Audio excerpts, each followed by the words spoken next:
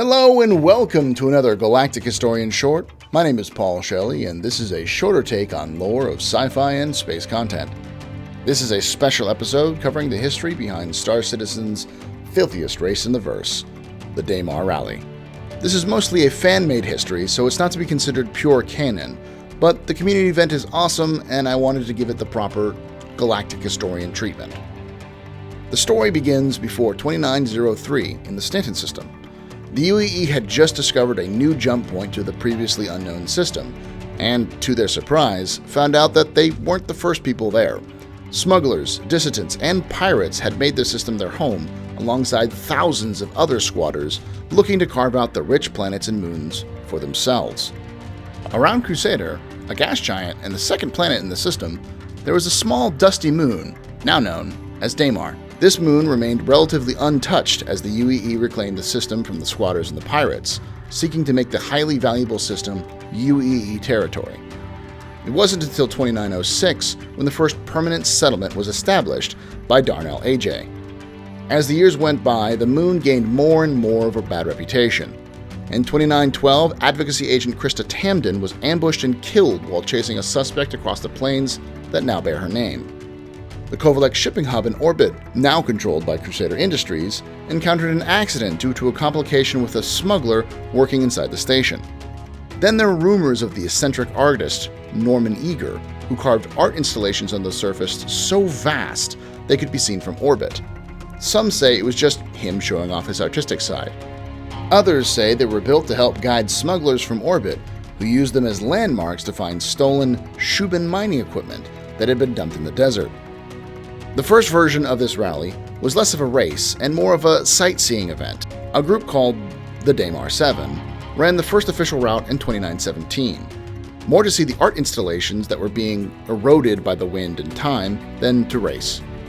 They ended up at Wolf Point because of its reputation as a place where a historic prank had taken place rather than any official endpoint. This was all recorded by the participants, and images of this journey began to spread across the system and eventually the Empire. As a result, more and more people began to become interested in this annual event, which risked encounters with pirates and smugglers, still testing their luck against Shubin's security teams, but lacked the competitive edge of the modern races. The first real competition for the rally was in 2922, when Nils Lawrence, a member of the original Seven, met with other amateur racers to put together a 4-man promo event, with the winners earning the trophy and the right to name it for future generations. Famously, the first winner, Jenny McKay, finished the grueling 267-kilometer race, covered in grime, and when given the cup, she spit in it and remarked, "I don't care what you call the thing, just get me out of here." It was this quote and other tales of the 2922 run that solidified the race as one of the hardest in known space. Between the rocks, dust, grime, raiders, and other unknown dangers, it became infamous. The terrible reputation actually worked for the benefit of the race, as others soon sought to try the filthiest race in the verse, with over 11 teams signing up for the next year's race. Ever since, the cup has remained nameless, but people still return yearly to test their machines against the moon. McKay's mechanic, Danny Roth, went on to win 3 out of the first 5 races. McKay herself returned to the race in 2929, famously calling it Amateur Hour. However, she still lost to a mysterious stranger who died as he finished the race. This made even more headlines around the Empire. As more and more teams competed, professional race groups tossed their hats into the ring, and various divisions formed to differentiate between rovers, buggies, and bikes. These teams backstabbed one another, and corruption was rampant.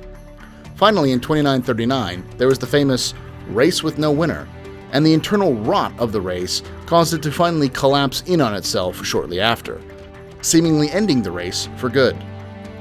However, in 2949, a group of local enthusiasts are seeking to revive the dirty race with new rules, racing classes, and more. They sponsored this Galactic Historian look, and I personally would like to invite you to see if you have the guts, skill, and stamina to run the filthiest race in the verse yourself, and head to daymarrally.com to read the rules, see the route, and sign up for yourself. I hope you enjoyed this brief look into the history of the Daymar Rally. If you like this, please subscribe to our channel, the Astropub, for more lore videos, And please watch the official trailer for the Daymar Rally on this channel right down below. Like I say every time, hope to see you again soon, but if I don't, hope to see you someday in the black.